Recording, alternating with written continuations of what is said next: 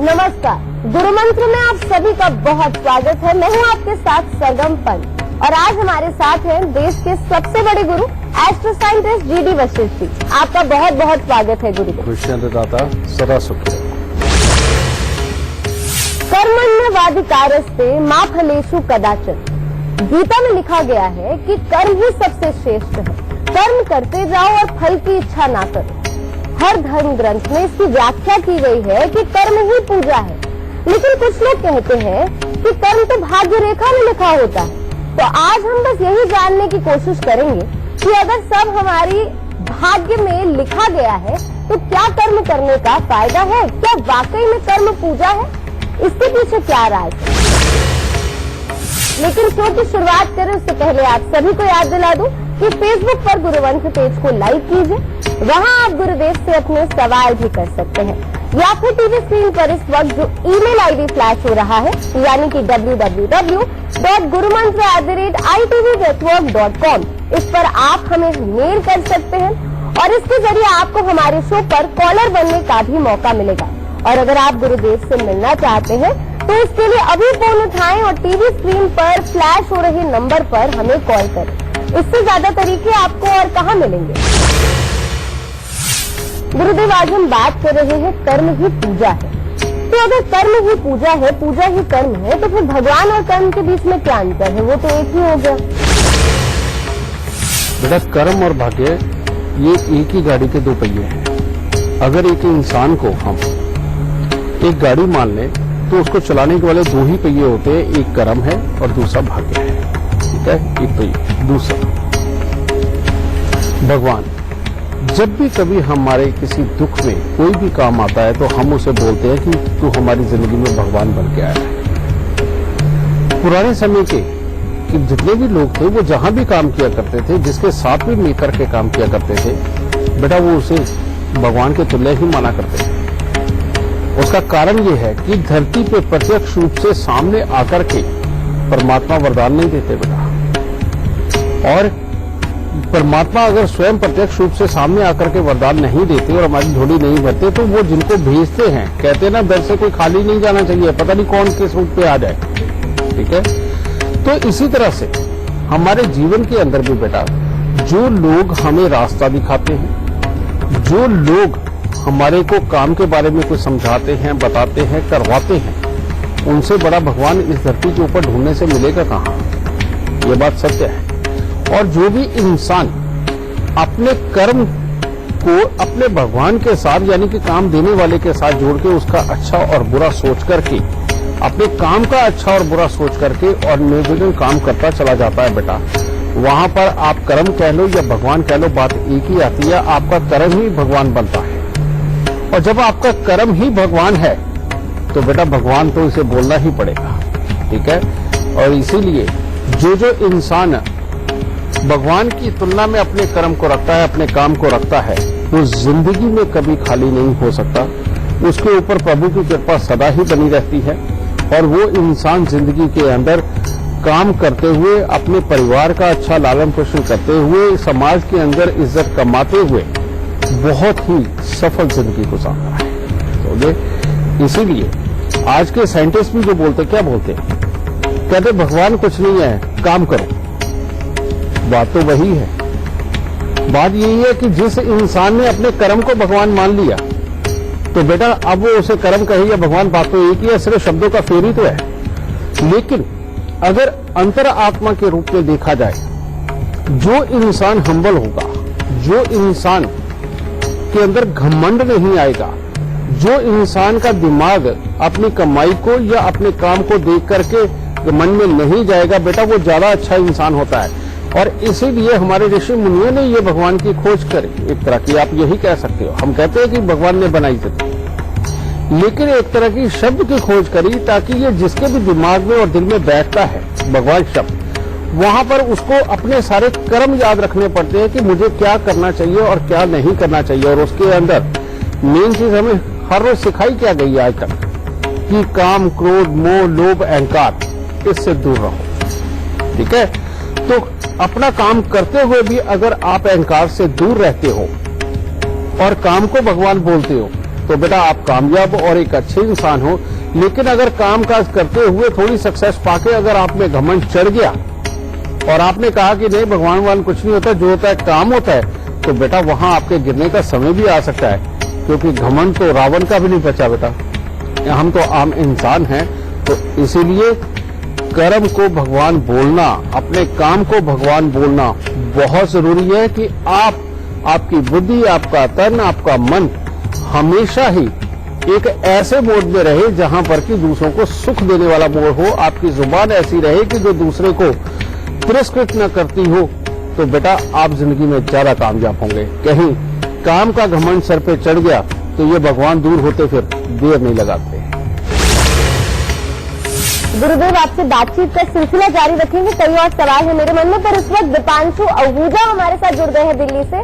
दीपांशु, गुरुदेव से सवाल आप अपना पूछे उससे पहले आप हमें अपने जन्म की तिथि, समय, स्थान इसी क्रमांक में बता दीजिए और फिर जो भी सवाल पूछना चाहते हैं सवाल पूछ सकते हैं। 26 जून 1981 1981 सुबह का 6:40। 6:40। हाँ जी जी, जन्म दिल्ली का है आपका?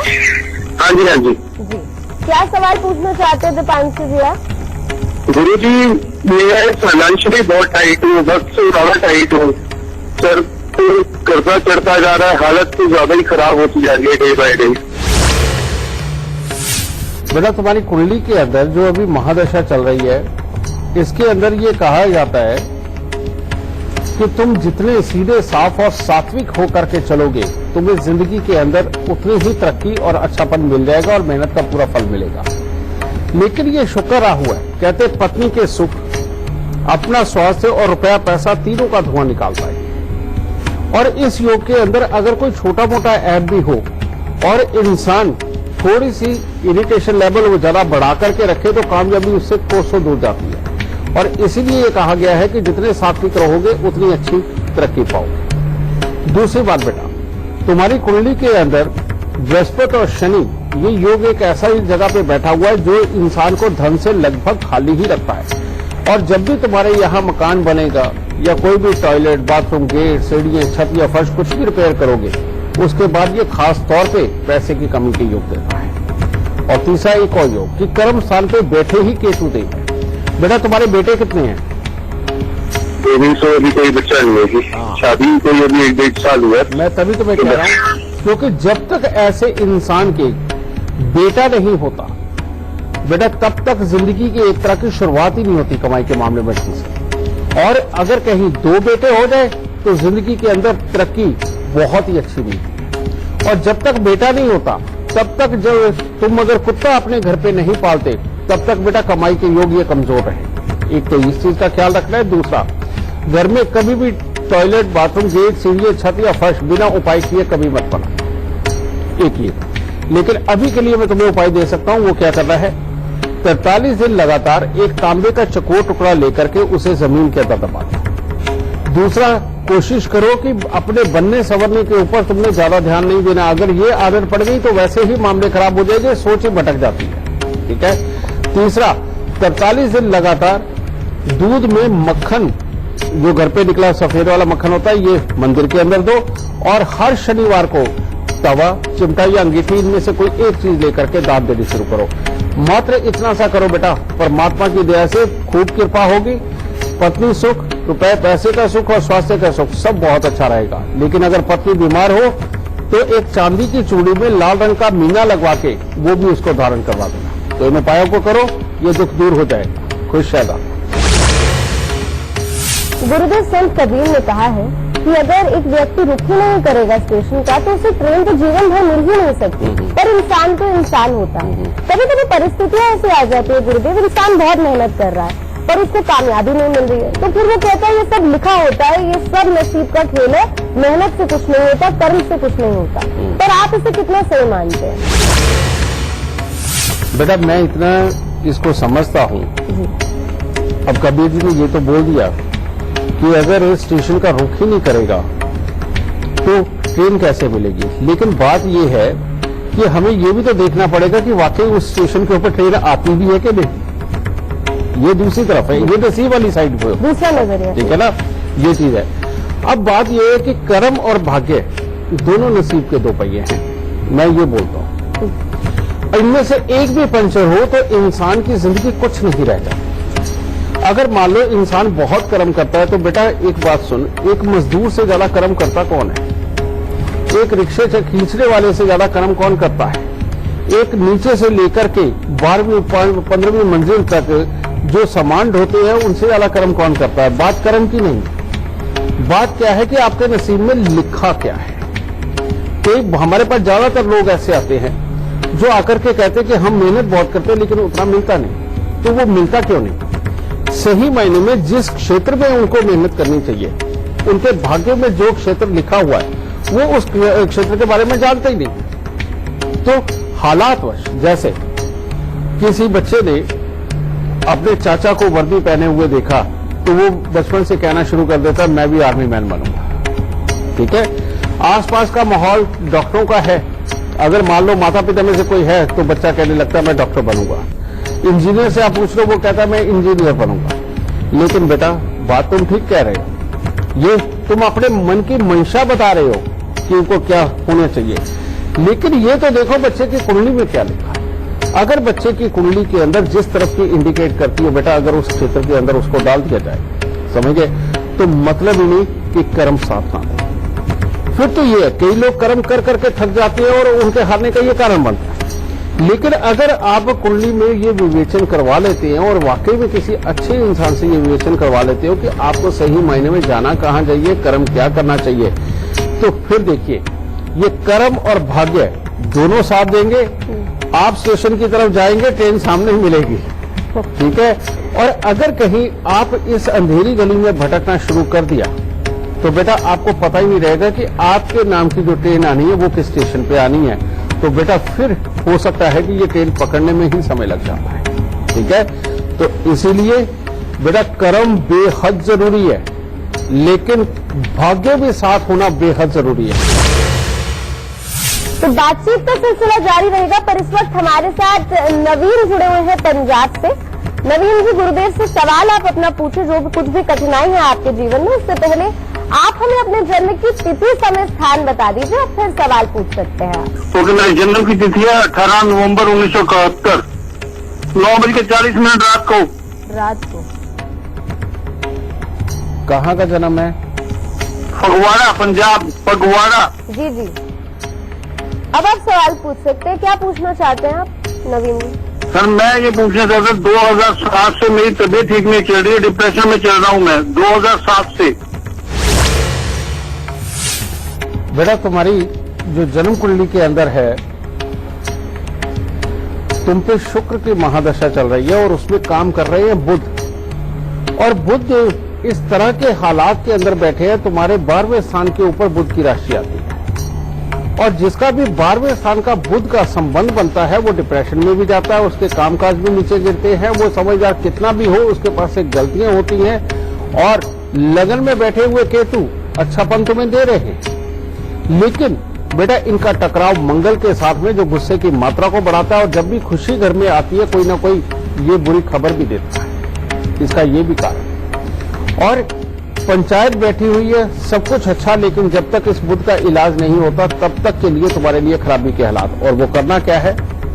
सबसे पहले एक तांबे का छेद वाला पैसा सफेद रंग के धागे में पिरो के अपने गले में धारण करना, ये पहला उपाय। दूसरा छेद इनके लिए ये बीच में से अपनी नाक छिदवानी है, और नाक छिदवा के छेद इनके लिए इसमें सोने की या चांदी की तार डाल लो, और छेद इनके बाद निकाल के इसको बाहर कहीं भी फेंक देना या जल प्रवाह कर देना, ये दूसरा उपाय। और तीसरा, 16 लीटर के पीपे में गंगा जल भर के 4 चांदी के चकोर टुकड़े डाल के ढक्कन को कली का टांका लगवा के बेटा अपने घर पे रखो, और हर साल अपने जन्मदिन के ऊपर 7 नारियल पूजा वाले लेकर के जल प्रवाह करना हो, और एक माणिक्या सोने के अंदर वो धारण कर लो। बस इतना सा उपाय करने पर ये डिप्रेशन के हालात बिल्कुल चले जाएंगे, और सिर्फ डिप्रेशन के हालात ही नहीं जाएंगे, उल्टा कामकाज के लिए भी अच्छे हालात तुम्हारे जीवन के अंदर आएंगे। ठीक है, और अगर घर पे अनार का पेड़ हुआ, तो प्रॉब्लम बहुत ज्यादा बढ़ जाएगी। इसीलिए अनार का पेड़ तुम्हारे घर पे बिल्कुल नहीं होना चाहिए। तो इन उपायों को करो, दाता सब तरह से सुख देगा। खुश रहे प्रभु।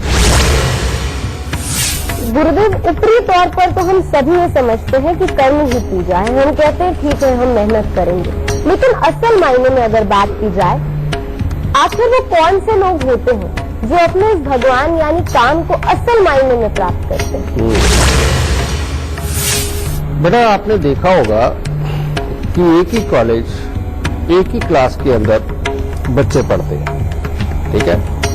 अब वो जो बच्चे पढ़ते हैं उनमें से बहुत कम बच्चे ऐसे होते हैं जिनको इतने मोटे मोटे पैकेज मिलते हैं, 20 लाख, 40 लाख, 50 लाख, 1 करोड़ रुपए के पैकेज मिलते हैं, ठीक है। कहा जाए तो यही बच्चे हैं जिनको एक तरह के ये भगवान मिलते हैं, ये कर्म मिलता है। लेकिन इनकी खासियत क्या होती है, इनको क्यों मिलता है?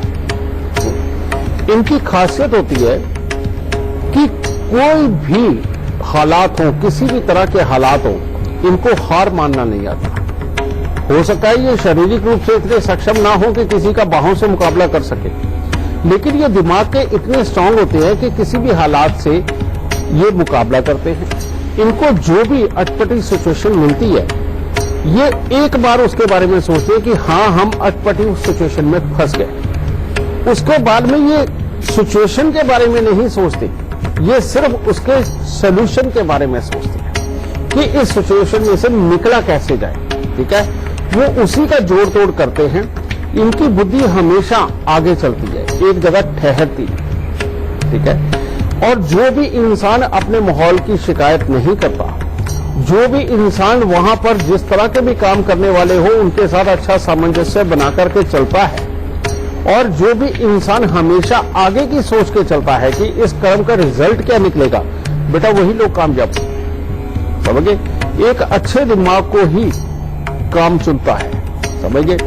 और यही वो लोग हैं जो हमेशा जिंदगी के अंदर तरक्की पाते हैं। लेकिन जो अपने काम को करते करते में बेटा चिड़चिड़ेपन पे चले जाते हैं और सिर्फ जो प्रॉब्लम है उसी के अंदर फंस के रह जाते हैं और उसके सोल्यूशन के बारे में आगे हिम्मत ही नहीं जुटा पाते, बेटा वो लोग जो होते हैं वो पीछे रहते हैं। अब इसके अंदर हिम्मत का काम देखो कितना बड़ा है।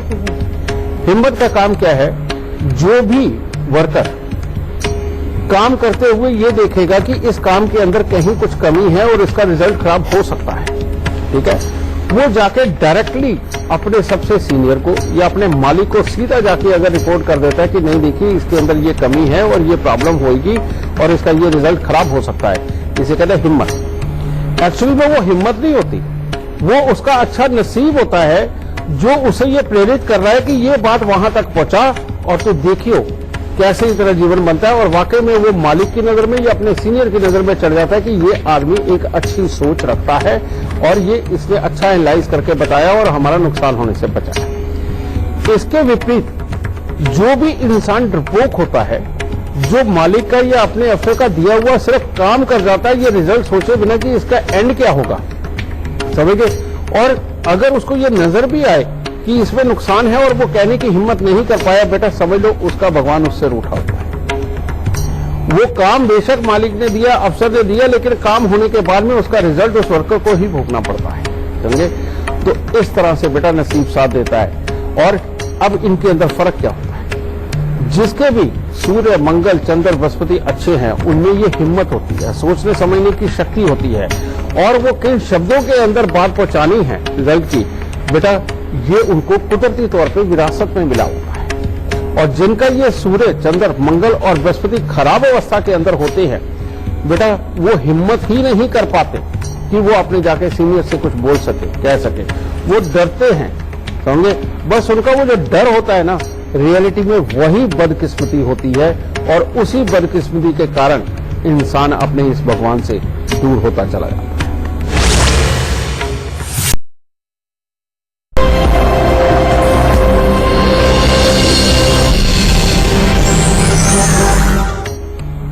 ब्रेक के बाद आप सभी का बहुत बहुत स्वागत है। मैं हूं आपके साथ सरगम पंत और आप देख रहे हैं गुरु मंत्र। और आज हम बात कर रहे हैं क्या वाकई में कर्म ही पूजा है। तो चलिए इस विषय पर चर्चा जारी रहेगी, बड़ा ही दिलचस्प विषय है ये। पर इस वक्त हमारे साथ एक और कॉलर जुड़ गए हैदराबाद से। इससे पहले आप गुरुदेव से अपना सवाल करें, आप हमें अपने जन्म की तिथि, समय, स्थान बता दीजिए और फिर सवाल पूछ सकते हैं जो कुछ भी पूछना चाहते हैं। 1 अगस्त 1976। जी, समय भी बता दीजिए, समय स्थान। समय है 5:45 बजे से शाम के 6:30 बजे के बीच में। जी, कहाँ का जन्म है आपका? नागपुर, महाराष्ट्र। क्या पूछना चाहते हैं, क्या सवाल है आपका? शादी नहीं हो रही, नौकरी नहीं मिल रही और कंपनी सेक्रेटरी का कोर्स कर रहे हो, पास नहीं हो रहे। बेटा 6:18 है तुम्हारा समय। इस बात का खास ख्याल रखना, क्योंकि यही वो समय है जो अभी तक शादी नहीं होने देता। तुम्हारे में गुस्सा और जिद्दपन कितना है? ये जिद्दीपन तो कुछ ही नहीं है। अब सुनो बेटा, जो तुमने मेरे को ये समय दिया है, इसके अंदर यही वो समय है जिसमें अभी तक शादी नहीं होती, और इंसान जो भी काम जिद में अड़ के करता है वो खासतौर पे खराब होता है। और यही शनि और राहु की दृष्टि का मेल ये इस तरह का बैठा हुआ है कि अपने बृहस्पति को ही खराब कर गया। अगर इसके अंदर पिता और भाई वगैरह साथ रहे और अपना परिवार साथ रहे तो फिर भी जीवन अच्छा चलता है, लेकिन अगर इनसे अलग होकर के ये जिया जाए तो ये जिंदगी को वैसे ही भूचाल ला करके बिल्कुल अस्त व्यस्त सी जिंदगी रखता है। ऊपर से राहु देव की टक्कर, सूर्य को, मंगल को, बुध को, ये जो योग ही ऐसा है कि शादियां भले कई बार तय हो जाए लेकिन उसके बावजूद शादी नहीं हो पाती। और जब तक अब इसके इलाज नहीं होंगे तब तक के लिए प्रॉब्लम है। और उसके लिए करना क्या है, 43 दिन लगातार एक नारियल पूजा वाला लेकर के उसके ऊपर सरसों का तेल का तिलक लगा के, काले तिल लगा करके इसको शनि मंदिर के अंदर दो। और दूसरा उपाय, 7 मंगलवार तांबे के लोटे के अंदर मूंग साबुत भर के उसको ढक्कन को पीतल का टांका लगवा के इसको जल प्रवाह, ठीक है। और तीसरा, अपने घर की छत के ऊपर या तो त्रिशूल लोहे का लगाओ या उत्तर से दक्षिण दिशा के अंदर बेटा लोहे की तार बांधो। ये बहुत जरूरी उपाय है। और एक हाथ में तांबे का कड़ा धारण करो। इन उपायों के बिना बेटा मैरिड लाइफ, कामकाज, इन दोनों के लिए तो प्रॉब्लम रहेगी और स्वभाव के अंदर भी ये खराबियों के हालात देगा और कुछ न कुछ अटपटे हालात ये तुम्हारे बनाता रहेगा। तो इन उपायों को करो, परमात्मा चाहे बहुत जल्दी आपको खुशखबरी मिलेगी। सुखरेदार। गुरुदेव, इस विषय में गौर करने वाली बात एक और है कि कुछ लोग ऐसे होते हैं जो काम को छोड़ देते हैं और कुछ लोग ऐसे होते हैं जिन्हें काम छोड़ देता है। ये भी एक दूसरा पहलू है। तो वो लोग कौन होते हैं?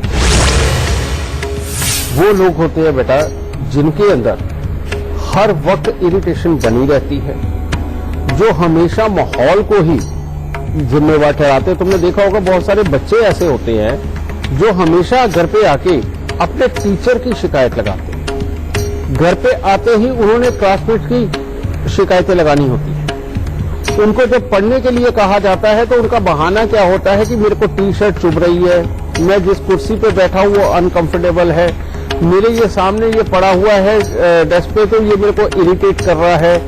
और ऐसे में ही काम करते हुए, अच्छे खासे खेलते हुए अचानक नाराज हो जाना, समझे, इसे बोलते हैं खराब अवस्था। वो वाली कि जो बच्चे के दिमाग को सही मायने में प्रॉब्लम के ऊपर केंद्रित करता है, सॉल्यूशन के ऊपर केंद्रित नहीं होने देता। और यही जो योग है ये बड़ों के अंदर भी सेम है। वो लोग जहां भी काम करते हैं उनकी निगाह उन लोगों के ऊपर रहती है जिन्होंने कभी 1-2 बार उनको टोका है या कुछ कहा है, तो वो अंदर ही अंदर उनके लिए खार रखते हैं और उनके हर कर्म को अपने साथ जोड़ के देखते हैं, जिसके कारण हालात ये होते हैं कि उनकी शिकायत उस इंसान के प्रति हर वक्त बनी रहती है, उस माहौल के प्रति बनी रहती है। उसके सॉल्यूशन में जाकर के खुद आगे बढ़ के हाथ मिला करके उस सीन में से निकलने की कोशिश ही नहीं करते। ये इतनी बड़ी प्रॉब्लम है। और ऐसे हालात में या तो ये लोग स्वयं अपने इस भगवान को यानी कि काम को छोड़ देते हैं, ये उनकी ये अवस्था के कारण वो अपनी परफॉर्मेंस कभी भी अच्छी नहीं दिखा पाते और उसके कारण काम इनको छोड़ देता है। समझिए ना, तो ये वाले हालात बनते हैं। लेकिन यही तो असली बेचारे हैं, इनको ही इलाज की जरूरत है। तो इन लोगों के लिए मैं यहां पर एक शब्द जरूर बोलना चाहूंगा, बेटा ये इलाज ही है कि अपने जीवन में कभी भी काले और नीले रंग के वस्त्रों का प्रयोग ना करें। ये जितने करोगे आपको उतनी ही तकलीफें मिलेंगी। दूसरा, इन लोगों को शनि को घर पे रखना भी है, शनि को निकालना भी है। तो इसका लाल किताब के अंदर बहुत ही अच्छा उपाय दिया गया है और वो क्या है कि 500 ग्राम साबुत बादाम ले और वो लेकर के मंदिर में चढ़ाए और परमात्मा को प्रणाम करके अंदाजे से आगे उठा करके लाके घर के अंधेरे कमरे में किसी लोहे के डिब्बे में बंद करके रखें। और 1 साल तक उन बादामों को घर पे पड़ा रहने दो, कोई भी उनको खाए नहीं, और उनको बाद में निकाल के 1 साल बाद जल प्रवाह कर दो, डिब्बा भी बाहर ही फेंका। तो ये दूसरा, इनको हर शनिवार को शनि के दान जरूर करना चाहिए। और वो क्या होता है, उड़द साबुत, काले चने, सरसों का तेल, काला कपड़ा, लोहा। लेकिन अगर लोहा कोई लेना है तो जैसे मैं बताता हूँ, तवा, चिमटा या अंगीठी जो कि किसी के काम आ सके, ठीक है, कोई काम आने वाला लोहा, या किसी गरीब बच्ची की शादी के ऊपर अगर आप कोई अलमारी, ट्रंक, संदूक वगैरह लोहे का वही दान देते तो वो भी बहुत अच्छा है, ठीक है। ऐसे लोगों को भैंसे की सेवा करनी चाहिए, उसको खुश करना चाहिए, उसको कुछ न कुछ खिलाना चाहिए, कुत्ते कौओं की सेवा करनी चाहिए। ये तो हो गए एक तरफ के उपाय जो बुराई को हटाने के लिए, लेकिन अब मॉरल को और दिमाग को बढ़ाना भी तो है, तो वो कैसे बढ़ेगा? इन लोगों को लगातार कम से कम 1 साल तक ये उपाय करना चाहिए कि हर सोमवार को तांबे के लोटे में चावल और चने की दाल भर के मंदिर के अंदर जरूर देते रहना, ताकि दिमाग ठंडा रहे और आगे की प्लानिंग के बारे में ये सदा सोचते रहे। गुरुदेव, ये जो काम है ये हमेशा हमसे खुश रहे, हम हमेशा उसी ऊर्जा, उसी पैशन और उसी खुशी के साथ काम करते रहें, इसके लिए हम क्या कुछ उपाय कर सकते हैं? बेटा, एक तो मैंने अभी इनको बताया ही है कि किस तरह के लोगों को ये करना चाहिए। इसमें बेटा एक ही बात ध्यान रखना हमेशा कि जब भी आपकी जन्म कुंडली का ग्रह खराब होगा, वो आपका हाथ पकड़ के आपसे बुरा करवाने नहीं आएगा। वो क्या आपके दिमाग के अंदर सवार होगा, वो सबसे पहले आपके काम की जगह पर जो भी लोग हैं उनके लिए नेगेटिविटी देगा। वो उनके लिए आपका दिमाग आप ही को समझाएगा कि ये शख्स ठीक नहीं है, ये तुम्हारे खिलाफ है, ये तुम्हारे लिए इस तरह से हालात पैदा करता है, या तुम्हारे हालात इतने बुरे हैं कि तुम आगे जिंदगी में नहीं उठ सकते, तुम इन काम को पूरी तरह से नहीं कर पाओगे। इस तरह के बहुत सारे विचार दिमाग में आते हैं। ये जो विचार है सही मायने में यही बदनसीबी है। इनको अच्छा करने के लिए बेटा सबसे पहले तुम्हें करना क्या चाहिए, सुबह सवेरे उठ करके आप जल का लोटा लीजिए। जल का लोटा लेकर के बेटा उसमें थोड़ा सा दूध डाल के पहले भोलेनाथ को अर्पण करके, और अगर 2-4 फूल मिल जाए तो सबसे उत्तम, वो अर्पण करो। उसके बाद वापस आकर के 1 लोटा जल का और लेकर के उसके अंदर थोड़ी सी शक्कर डाल के बेटा सूर्य को भी जल जरूर दो। सूर्य को जल देना तब तक बिल्कुल बेकार है अगर उसमें शक्कर या चीनी ना हो, क्योंकि जब तक मीठा उसमें नहीं होगा तो आपके ऑरा को बैलेंस करने वाला ये सिस्टम उसको बैलेंस नहीं कर पाएगा। इस बात को ध्यान रखना, ठीक है। तो ये लाल किताब में खास तौर पे लिखा हुआ है, ठीक है। तो इसलिए ये दूसरा कर्म। और तीसरा कर्म क्या है कि जब आप ये पूजा से निवृत्त हो जाएं, या सुबह सवेरे उठते ही जब आपने पूजा भी नहीं करी, अभी नहाई भी नहीं, कम से कम 10 मिनट के लिए अपनी आंखें बंद करके आप अपने जिस भी परमात्मा को मानते हैं, आप उसकी तस्वीर आंखों के सामने रख करके 5-10 मिनट के लिए बिल्कुल शांत बैठे और एक ही बात को रिपीट करें कि दुनिया की कोई भी ताकत आपको रोक नहीं सकती। आपको परमात्मा आपके साथ है और हर काम के अंदर आपका परमात्मा आपका साथ देगा। बस मुझे हर सिचुएशन को हंसते हुए टैकल करना है, गुस्से से बिल्कुल टैकल नहीं करना, और मुझे किसी की बात का बुरा नहीं मानना। जो भी इंसान को तकलीफ है बेटा, एक बार इसके ऊपर चल के देखे कि उसने कभी किसी की बात का बुरा नहीं मानना। ये थोड़े दिन के लिए करके देखे, इतनी देर के अंदर ही आपको रिजल्ट नजर आएगा कि जैसे एक बहुत ही अच्छी और चमकती हुई किस्मत वाला भगवान आपके हाथ में आ गया। आपको ये खुद महसूस होगा और उसके बाद जीवन के अंदर आपको ये चलने का तरीका अपने आप ही मिल गया और आप जिंदगी में कभी अपने आप को फेल महसूस नहीं करेंगे। गुरुदेव, जैसे आपने अभी हमें बताया कि जिंदगी की ये गाड़ी है, उसके 2 पहिए हैं, एक कर्म है और दूसरा भाग्य। कर्म तो हम सुधार सकते हैं, पर एक व्यक्ति अपने भाग्य कैसे सुधारे? और शो भी समाप्त होने वाला है, शो खत्म हो उससे पहले खास गुरु मंत्र भाग्य को सुधारने। एक्चुअली बेटा यही एक क्षेत्र ऐसा है जी कि जिसके अंदर बहुत सारी चीजों को देखना पड़ता है, अपने नसीब को संवारना, क्योंकि ये कोई छोटी चीज नहीं, बहुत बड़ी चीज है। जहां पर भी बेटा गंदगी ज्यादा रहेगी या आपके घर के आसपास में कहीं भी गंदा पानी अगर इकट्ठा होता है तो कभी चंद्रमा अच्छा रह ही नहीं सकता। इसलिए जहां पर भी गंदगी के ढेर लगे हुए हैं या बहुत ज्यादा गंदगी का एरिया है, आप देखिए कि जो वहां से छोड़ के निकलता है वो कामयाब जो रहता है वो उसी दरमियान उसी हालात के अंदर दिखता है। एक तो ये बेटा। दूसरी बात, आपके अपने घर के अंदर ही चाहे साउथ वेस्ट कॉर्नर हो और चाहे नॉर्थ ईस्ट कॉर्नर, इनको बेटा बहुत ही अच्छा और साफ सुथरा रखना बेहद ज्यादा जरूरी है। ठीक है। तीसरी बात, आपने देखा होगा कि जिनके घरों में चूल्हे जलते हैं, चाहे उपले के, चाहे लकड़ी के और चाहे कोयले के, उनके बच्चों को जीवन में तरक्की करने में वाकई में बहुत बड़ी दिक्कत होती है। करते हैं उनमें से कोई विरले ही निकलते हैं, लेकिन हर बच्चा वहां तरक्की नहीं कर पाता। इसीलिए भी बेटा जहां पर भी गंदगी हो, गंदा पानी हो, जहां रोज धुआं उठता हो, वहां पर बेटा बच्चों को तरक्की करने में बेहद तकलीफ होती है और जिंदगी में कामयाबी के रास्ते नहीं मिलते। कारण गंदगी में से जो स्मेल आती है वो भी राहु है, जो हमारी बुद्धि को ब्लॉक करती है, जो सामने सामने चीज की समझाती है, लेकिन उसके एंड तक के रिजल्ट और कर्म को आगे तक बढ़ाने की विद्या हमें नहीं देता दिमाग का। गंदा पानी, गंदे पानी में भी यही गुण होता है कि गंदे पानी की जो स्मेल आपके नखरों में जाती है वो सही मायने में दूरअंदेशी सोचने में ही और दूर के काम करने में ही आपके लिए बाधा डाल के रखता है। और जो घर में इनका धुआं उठता है वो भी यही प्रॉब्लम होता है।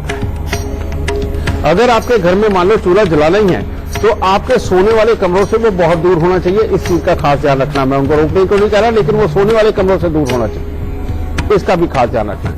तो बेटा अगर जीवन में तुमने वाकई में तरक्की पानी है, अपने घर का साउथ वेस्ट कॉर्नर देखिए, जो कि वाकई में ऊर्जा के लिए बेहद जरूरी है।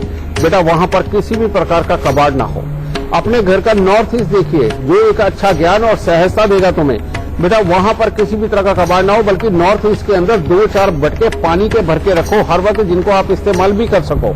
और इसके साथ में 10 मिनट के लिए ध्यान करना बेहद जरूरी है, और जिसके अंदर आप अपने परमात्मा से ही अपनी बात कर सकें और अपने मन की पूरी बात उसको बता करके ऐसे इमेजिन करें कि वो आपको जवाब भी दे रहे हैं कुछ करने के लिए। तो बेटा इतना सा करके देखो, यही आज का गुरु मंत्र है। जो भी इंसान ये करेगा और अपने अंदर गुस्सा नहीं बचने देगा, क्योंकि गुस्सा अकल को खा जाता है, तो जो बचने नहीं देगा वो जिंदगी में तरक्की अवश्य करेगा और उसका भगवान, उसका काम सदा उसके साथ रहेगा। गुरुदेव, हमारे जो तमाम दर्शक हैं उनका मार्गदर्शन करने के लिए और उनका भविष्य सुधारने का आपका जो प्रयास है हमारे इस कार्यक्रम के जरिए, उसके लिए आपका बहुत बहुत शुक्रिया। माता रानी सबको सुखी रखे, खुशियां बख्शे।